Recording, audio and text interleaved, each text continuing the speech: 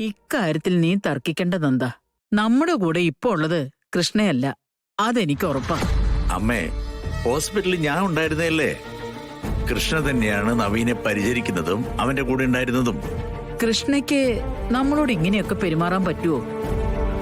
അല്ലെങ്കിൽ തന്നെ നാഗപ്രീതിയുള്ള അവളെ പോലൊരു കുട്ടിക്ക് പിന്നെ എന്തിനാ നാഗദർശനം കിട്ടിയത്? ശാപം ഒഴിഞ്ഞുപോയ നാഗങ്ങൾ എന്തിനാ അവളെ പേടിപ്പിക്കുന്നത്? അതിനുത്തരം ഉണ്ടോ നിന്റെ കയ്യില്? അമ്മേ, നമ്മൾ ഒന്ന് മനസ്സിലാക്കണം. കൃഷ്ണ കഠിനമായ പൂജകൾ ചെയ്യാമെന്ന് സമ്മതിച്ചു, അതിനുള്ള വ്രതാനുഷ്ഠാനങ്ങൾ മുഴുവൻ അനുഷ്ഠിച്ചു.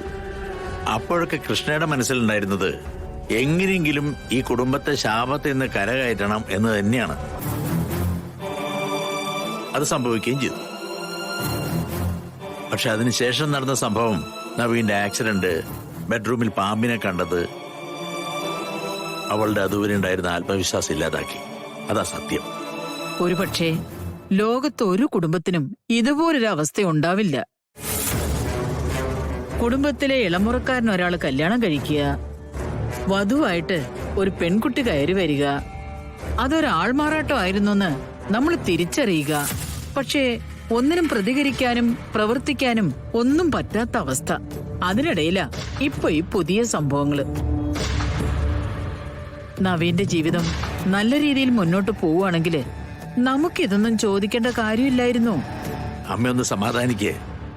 എല്ലാം ശരിയാവും എന്നുള്ള പ്രതീക്ഷയല്ലേ നമ്മൾ മുമ്പോട്ട് പോയിക്കൊണ്ടിരിക്കുന്നേ. നമ്മളുടെ കാത്തിരിപ്പ് മാത്രമല്ല, അവന്റെ കാര്യമാണ്. അവൻ എത്രമാത്രം അസ്വസ്ഥത അനുഭവിക്കുന്നുണ്ടാവും. ആചാരങ്ങളിൽ വലിയ വിശ്വാസം ഇല്ലാതിരുന്നവനാ. നടന്നുകൊണ്ടിരിക്കുന്ന പൂജ മുടക്കാൻ നിർബന്ധിച്ചവനാ.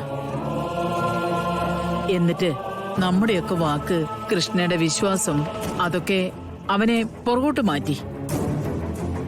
പാവം കാത്തിരുന്നു. അതൊക്കെ വെറുതെ ആയിരുന്നു എന്ന് തോന്നുമ്പോ ചിലപ്പോ കുറച്ചു ദിവസം കഴിയുമ്പോ ഇതൊക്കെ നേരെയാവും. നമ്മുടെ പഴയ കൃഷ്ണയെ നമുക്ക് തിരിച്ചു കിട്ടും. അപ്പോഴും ഭീഷണി ബാക്കി കിടക്കുകയല്ലേ? കൃഷ്ണ പഴയതുപോലെ ആയോ? കളരിക്കലെ സാഹചര്യങ്ങള് പഴയതുപോലെ ആയോ?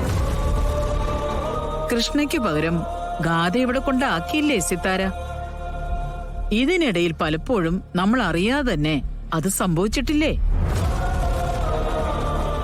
അങ്ങനെ ഒരു തീരുമാനം സിത്താരയിൽ നിന്നും വരികയാണെങ്കിൽ ചില കടുത്ത തീരുമാനങ്ങൾ നമ്മുടെ ഭാഗത്തും ഉണ്ടാവും. എല്ലാം തുറന്നു പറയേണ്ടി വരും. എന്തായാലും അത് വേണം. അപ്പൊ പിന്നെ